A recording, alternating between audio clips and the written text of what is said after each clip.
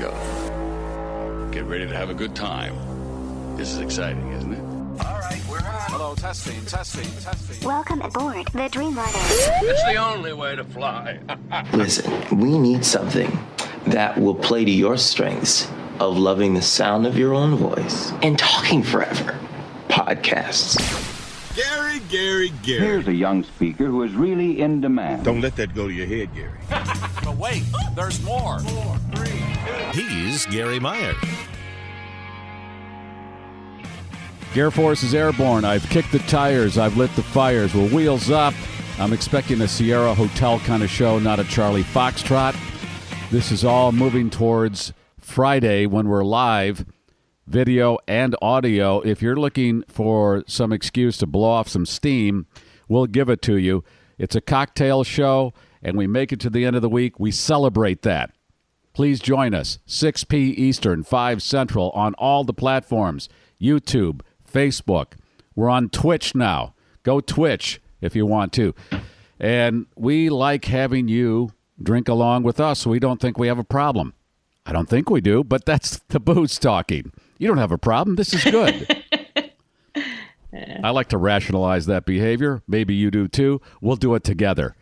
Well, at least we're not drinking alone. No, that's the main thing. See, other people are doing it. It can't be wrong.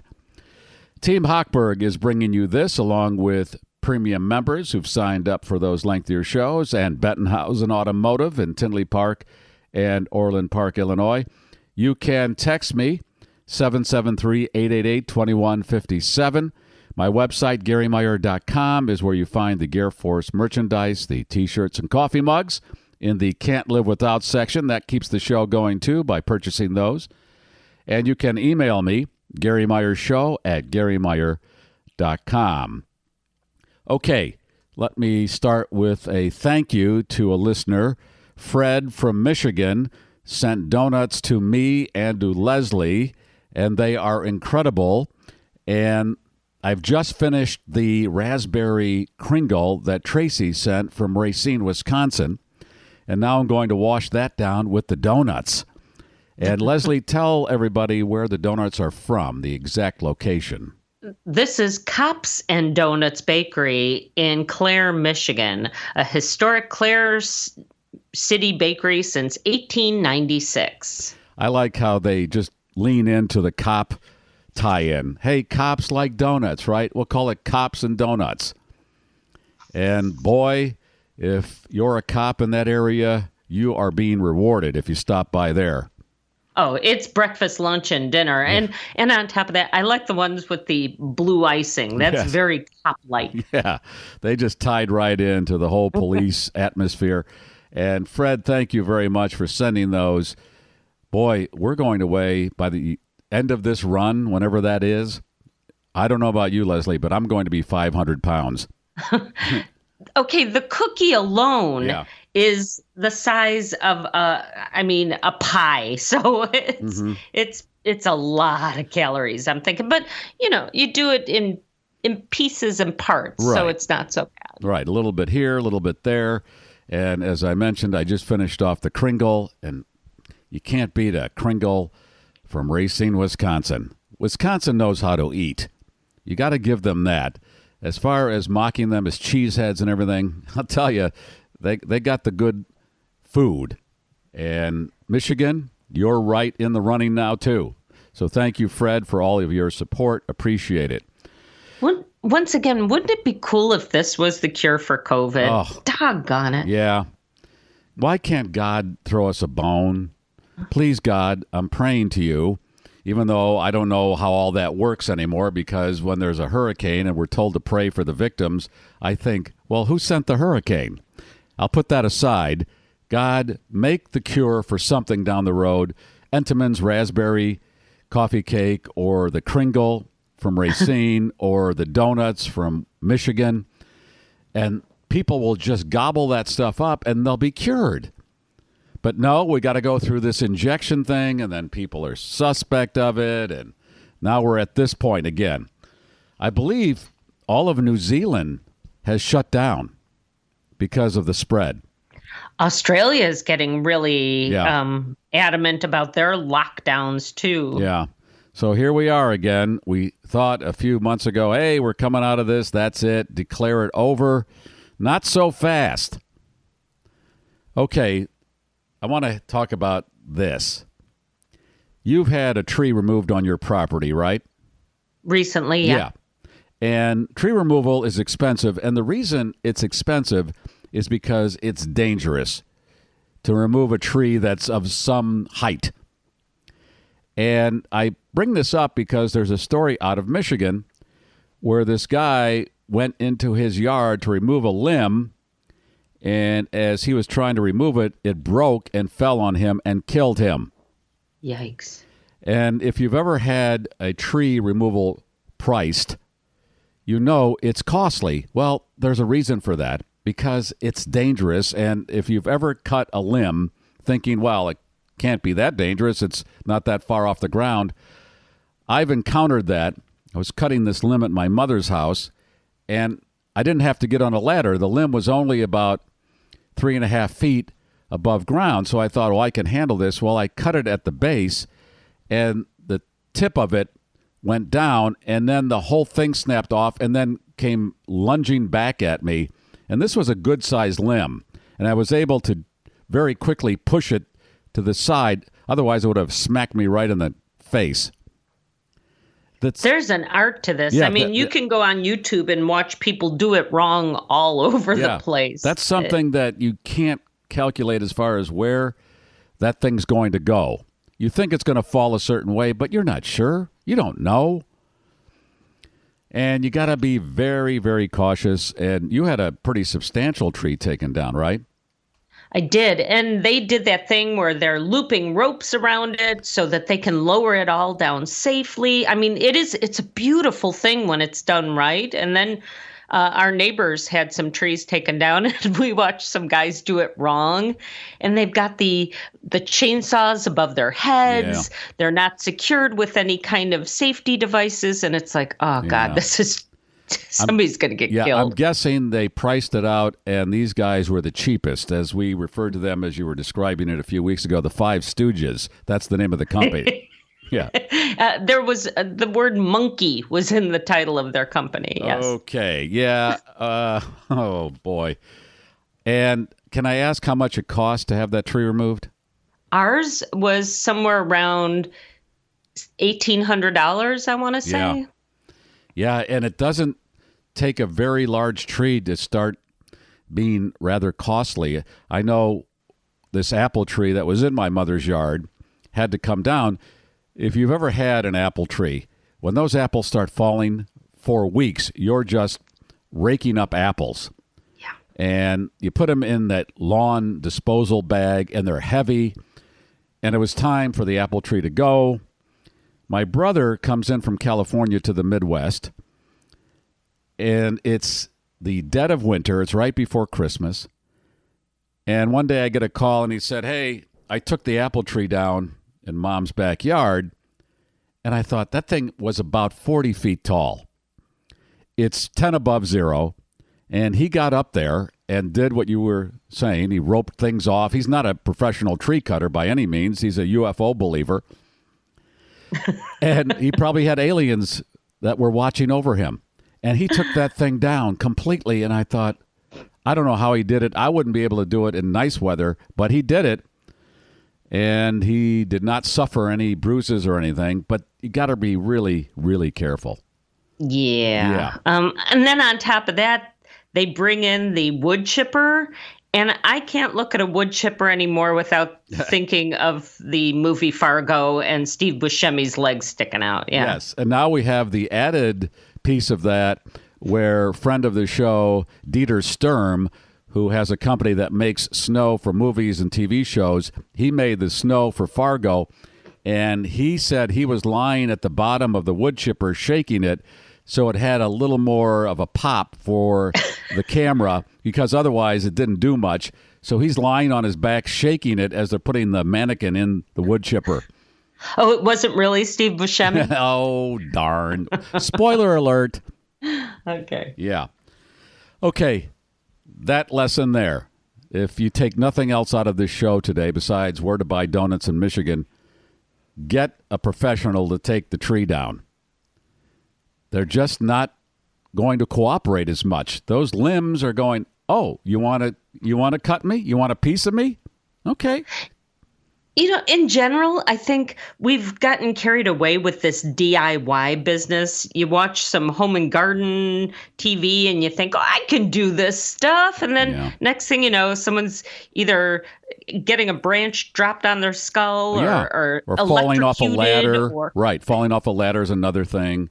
Yeah. Yeah. That's why you paid the $1,800. It's a lot of money, but it was a huge tree, right? It was a huge tree, and at least now when it storms out, I know it's not going to be coming through the office window there. Yeah, it was $1,800, but you probably saved thousands of dollars in repairs if that thing comes crashing down on your house. Exactly. That's why you did it. Okay, moving on to this story.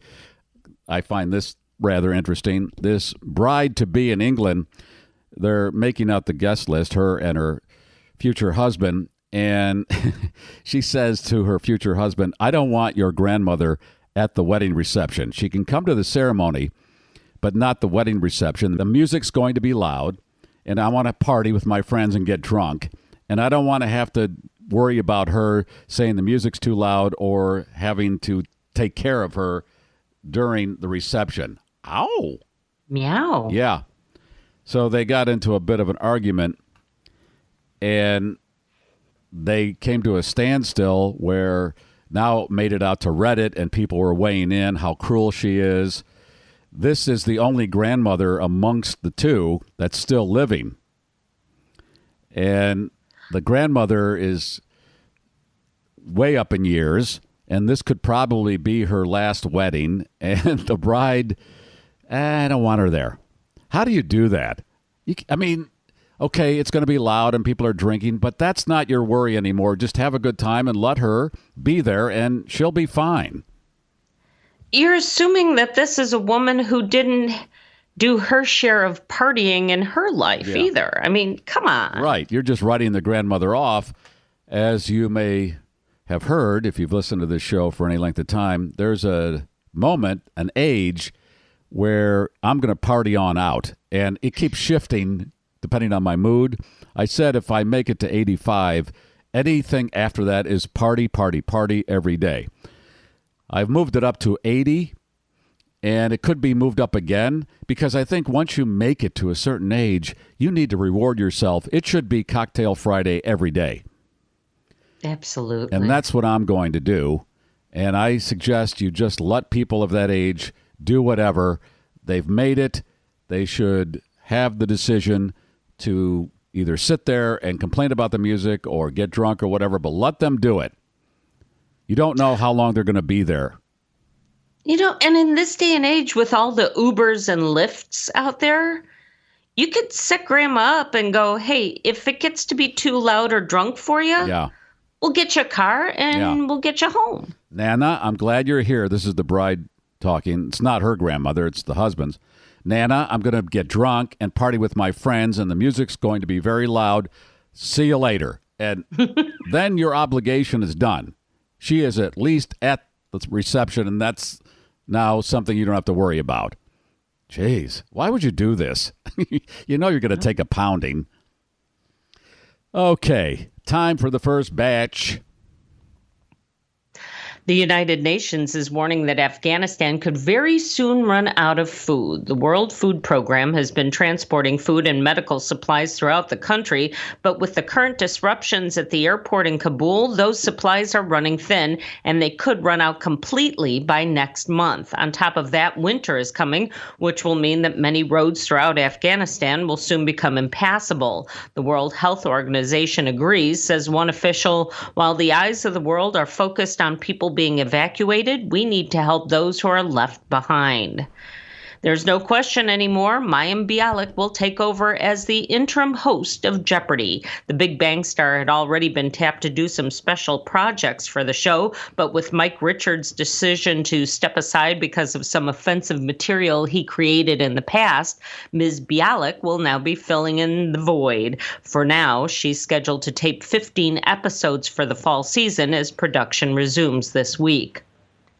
Meat suppliers in the UK are having so much trouble filling empty positions that they're ready to hire convicts to fill the void. The Association of Independent Meat Suppliers is looking to fill 14,000 job vacancies, and because of demand, they want those jobs filled now.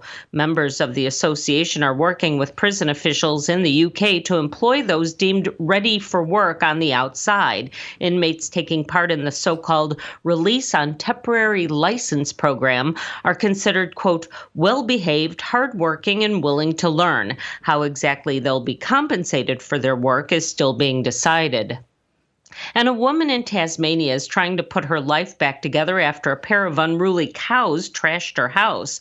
Chelsea Hingston was only gone a short while to drop her daughters off at a playgroup, but when she got home, she was met by a scene of utter destruction. Her pet cows, named Bandit and SOB, had somehow gotten inside and torn the place apart, knocking over furniture and plants and leaving piles of feces all over the place.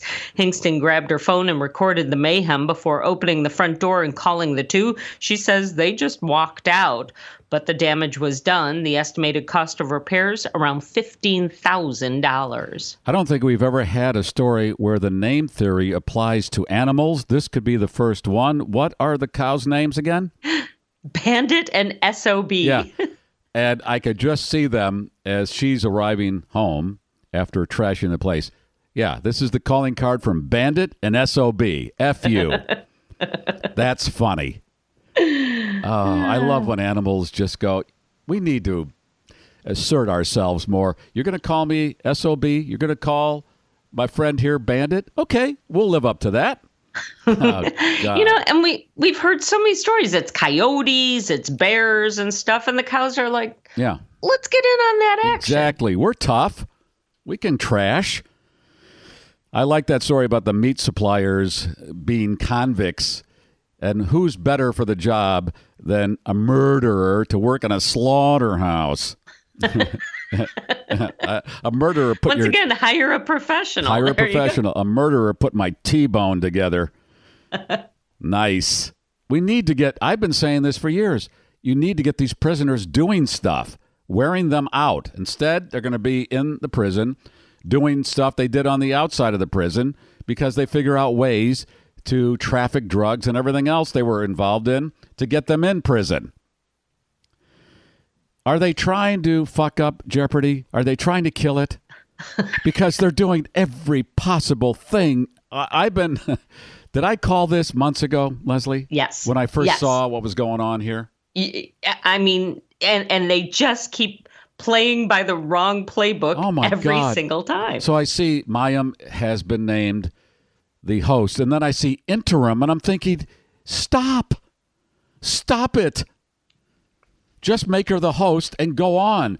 And they'll do 3 weeks with her and then go back into guest hosts. And right now, they've got the reruns with Alex Trebek reminding you of how effed up it all is.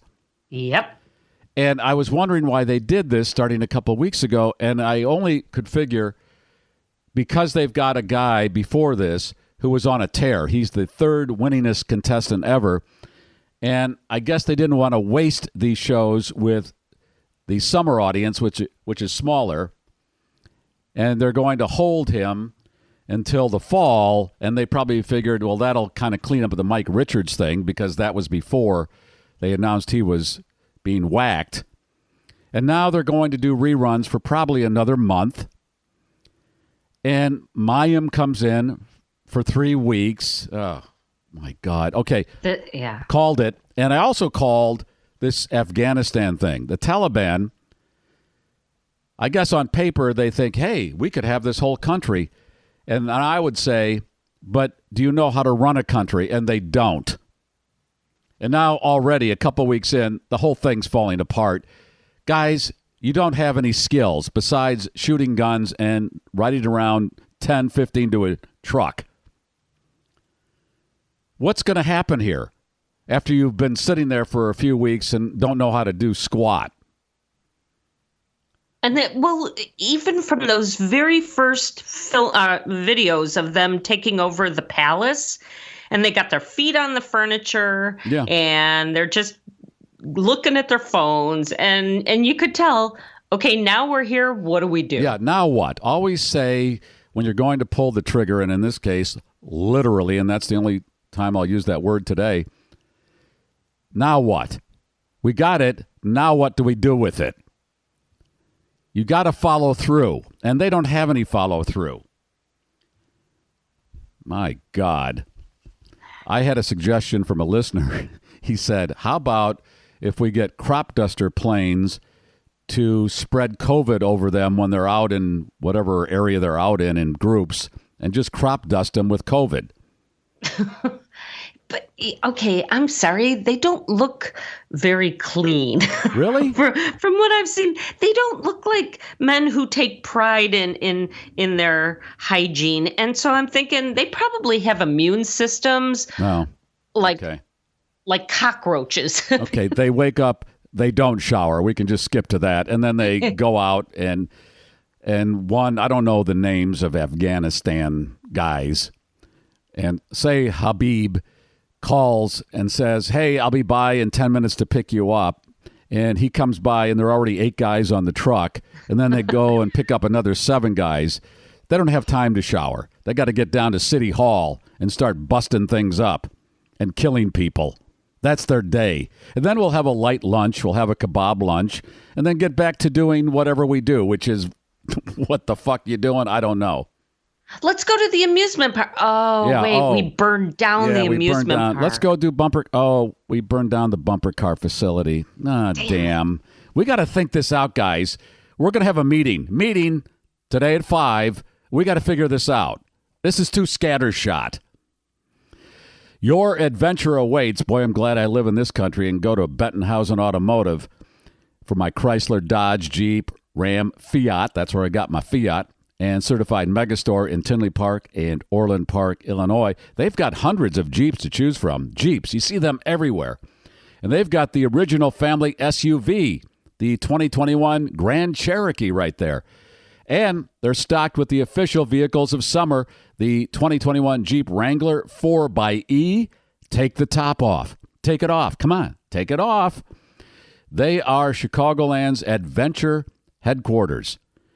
Look at their inventory. BettenhausenCDJR.com. That's where your best Jeep buying experience is. I was talking to David Hochberg yesterday, and he was telling me about this client, 61-year-old woman, first-time house buyer. She had been renting her entire life, and her father died, and her mother needed to move out of the house she was in because it had stairs, needed to get into a house with one level. So the daughter decides, okay, I'm going to take that plunge and buy a house and move my mother in. And she was nervous. That's the interesting thing. This woman is a nurse, has had a great job for a long time, and didn't think her credit score was any good to buy a house. 61 years old, taking a mortgage on. She calls David after hearing all these commercials all these years. And David walked her through, got her the mortgage. That's what David and his team do. They help you along, and if you're nervous about all this, get the free consultation. And then after that, if you're still nervous, okay, come back when you're ready. That's the kind of place it is. It's not a high pressure, you better sign or that. No. Call this number, 855-56-DAVID for a mortgage or refi, credit score evaluation, all that. Or go to the website, 56david.com, Homeside Financial, Equal Housing Lender, NMLS number 1124061. Yeah, think about taking on a mortgage at 61 for the first time. It's got to be a little scary. Doesn't have to be. You're in good hands with David and his group. Okay, I love these kinds of mopes that are out there, and boy, Florida is stocked with them. Guy goes into a convenience store, pulls a knife on the clerk, and says, give me some food. I'm hungry. And the clerk is hesitant, and the guy says, don't make me do something stupid for a Snickers bar. So the clerk puts the Snickers bar on the counter. The guy leaves, doesn't take the Snickers bar. The cops arrest him. He tells the cops he wanted to trade the knife for the Snickers bar. It was not a robbery. Think fast. Yeah. I was just trying to trade a knife for a Snickers bar. I don't know what the clerk thought. I wonder if Snickers can use this as a campaign. That whole "you're not yourself when you're hangry" kind of yes. And this would be a perfect example. I don't want to do something stupid for a Snickers bar, but I just might because it's that good. I'd trade a knife for a Snickers bar. Okay. Are you ready for a second batch? I am. Good. The man who held the record as the tallest in the United States has passed away. Igor Vavkovinsky was a resident of Minnesota and was just 38 years old. His family reports that Igor died of heart disease Friday at the Mayo Clinic, where his mother works as an ICU nurse. Vavkovinsky was first treated at the Mayo Clinic back in 1989 for a tumor on his pituitary gland, a tumor that caused it to secrete abnormally high levels of growth hormone.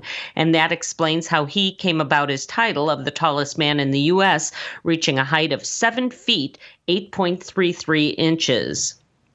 Last Friday, we told you about the all-girls robotics team that was smuggled out of Afghanistan ahead of the Taliban takeover.